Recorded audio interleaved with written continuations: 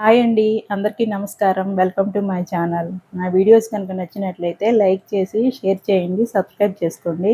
ఇవాళ మన ఛానల్‌లో గోధుమ పిండితో ఎంతో హెల్తీగా స్వీట్ బోండా తయారు చేసి చూపిస్తాను. మరి ఇంకెందుకు ఆలస్యం ప్రాసెస్ స్టార్ట్ చేద్దాం.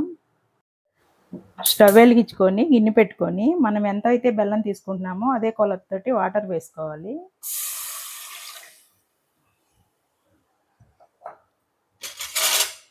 ఇప్పుడు బెల్లం వేసుకొని కరిగించుకోవాలి.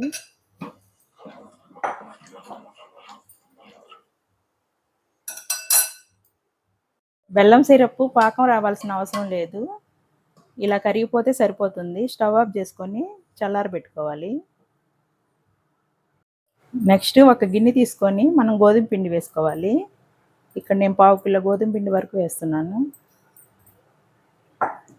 తర్వాత బొంబాయి రవ్వని 2 టేబుల్ స్పూన్లు వేసుకోవాలి. చిటికెడంత సాల్ట్ వేసుకోవాలి. సోడా ఉప్పు కొంచెం వేసుకోవాలి.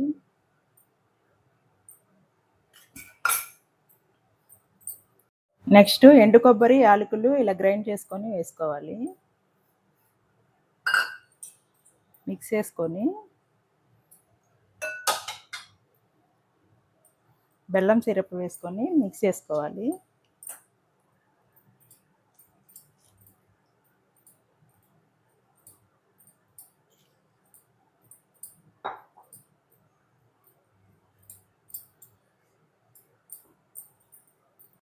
మనం చేత్తో మిక్స్ చేసుకుంటే బాగా మిక్స్ అవుతుంది.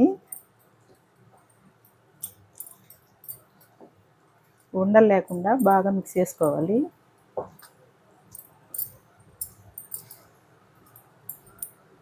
మనం వేసిన బెల్లం సిరప్ సరిపోకపోతే కొంచెం వాటర్ వేసుకొని మిక్స్ చేసుకోవాలి.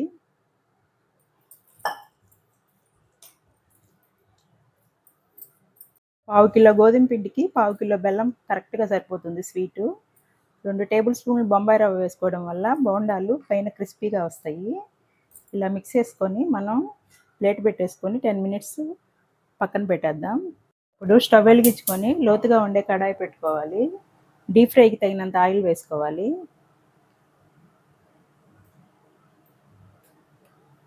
ఆయిల్ బాగా వేడైనాక మనం ఇలాగా వేసుకుంటే రౌండ్గా వస్తుంది.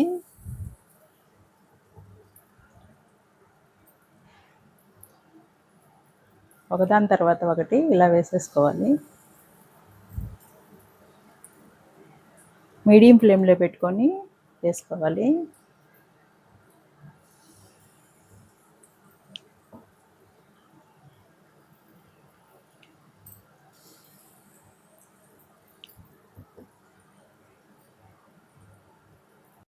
గెంటితోటి మనం బోండాలని ఇలా కలుపుతూ ఉండాలి.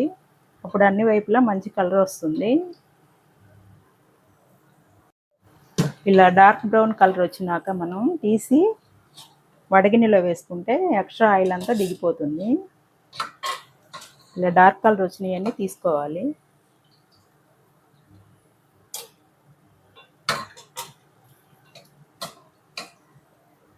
ఇప్పుడు మళ్ళీ ఇంకొన్ని బోండాలు వేసుకుందాం.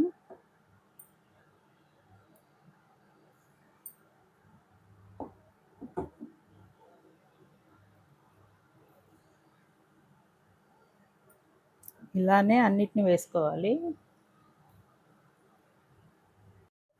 ఇలా మంచి కలర్ వచ్చినాక మనం తీసి ప్లేట్లో వేసుకోవాలి. హెల్తీగా టేస్టీగా స్వీట్ బోండాలు రెడీ అయిపోయినాయి. చాలా స్మూత్గా ఉంటాయి. సింపుల్ ఇంగ్రీడియంట్స్తో మనం తయారు చేసుకోవచ్చు. మీరు కూడా నేను చూపించిన విధంగా తయారు చేసుకొని టేస్ట్ ఎలా ఉందో నాకు కామెంట్లో చెప్పండి. Thank you for watching.